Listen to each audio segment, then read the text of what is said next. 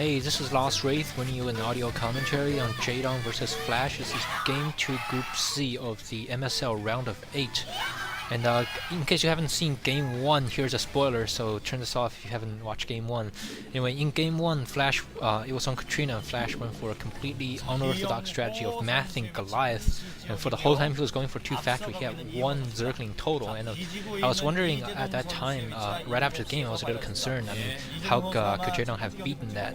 Because Jaedong went for mass Hydras, which is a proper counter to mass Goliaths, since Hydras are not cheaper and very effective against Goliath, but he lost almost every engagement against just because of a couple of tanks that Flash built along the way. And I feel that it might have been a little threatening to Jaedong's play at that time, but I feel that after the game I thought about it, and had Jaedong gone for a little faster build, almost any build faster than a 3 hatchery no spawning pool build, then if he had scouted Flash earlier, he could have gone for an early Ling attack that could have finished Flash off very quickly, because Flash had 1 Marine the whole time. But unfortunately it was on Katrina. Well, unfortunately for Jaedong, it was on Katrina, and it was cross map position, so Flash was in the best position possible to take Jaedong down. And definitely kudos to Flash for coming up with an innovative strategy against Jaedong. Okay, so onto this game. This is Game 2, and this is taking place on Blue Storm. Blue Storm is the Zerg championship place map, whatever. If last season the Monty Hall was a Zerg graveyard, then this is the anti-Monty Hall. Fortunately, because I think everybody hated Monty Hall. But this map, because of the small map distance and ease of scouting, and perhaps most importantly the ease of mutilous harass at the natural expansion because of the ridge, it makes Zerg players very potent playing against Terran players on this map, and Zerg players have a great winning percentage on this map. And this will be a really real test of Flash's skills to see if he can stand against Jaedong and pull out another win on this map. And Jaedong here is going for a pretty standard build, going for a quick expansion and getting gas and probably a spawning pool very soon. Whereas this game, Flash is sending out a scout very early, because Jaedong has a very good 9 pool, and on Blue Storm this is a great map to 9 pool any Terran player. So whereas in last game Flash almost didn't scout at all and just went for the crazy build, this game Flash is it's very smart for Flash to scout early, because even though Jaedong didn't go for 9 pool, he could have, and if he had caught Flash by surprise, that would have been bad. And after seeing this expansion build coming from Jaedong, Flash felt it was comfortable to put up an expansion of his own. And if he can successfully defend that expansion against the mutilous harass of Jaedong, I give him a pretty good chance in this matchup. But Jaedong is not gonna let this up early, because if he loses this game, then he's down 2-0, and then that means he has to win 3 games in a row if he wants to advance in the MSL. And I don't think Jaedong, after in his current confident state, even after losing to Flash in the last game to that strange strategy, I don't think Jaedong's willing or in the mental ability to pull out another lose, if I say. And a strange lair upgrade for Jaedong. Jaedong has put his lair upgrade at his natural expansion, which is pretty exposed, I'd say.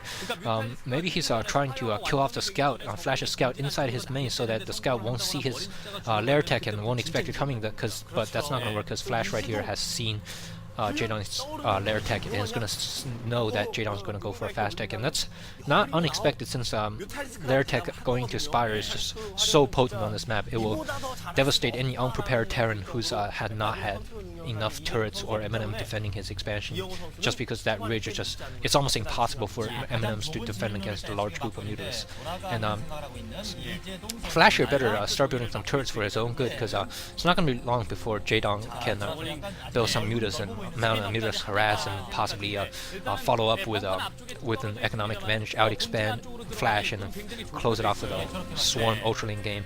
But here, Jaedong's just gonna put some pressure on Flash, just to let him know that he's still there.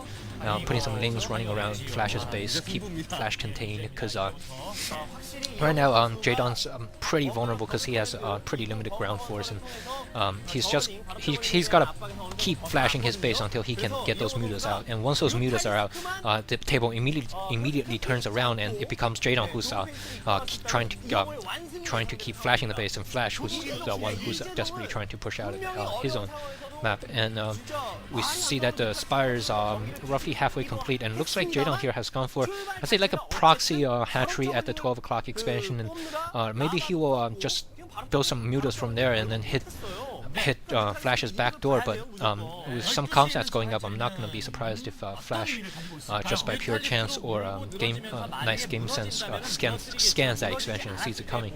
And I would expect Spire to be almost done by now, and Flash has got to start building turrets. I mean, on other maps it might be excusable to have some late turrets, but on this map you got to have a lot of turrets and a lot of troops to defend against mutas, because we've seen a lot of Terran players make the mistake of not having enough turrets or M&M, and they just get their expansion completely rolled over by mutas, and the loss is just too great and it seals the game for them.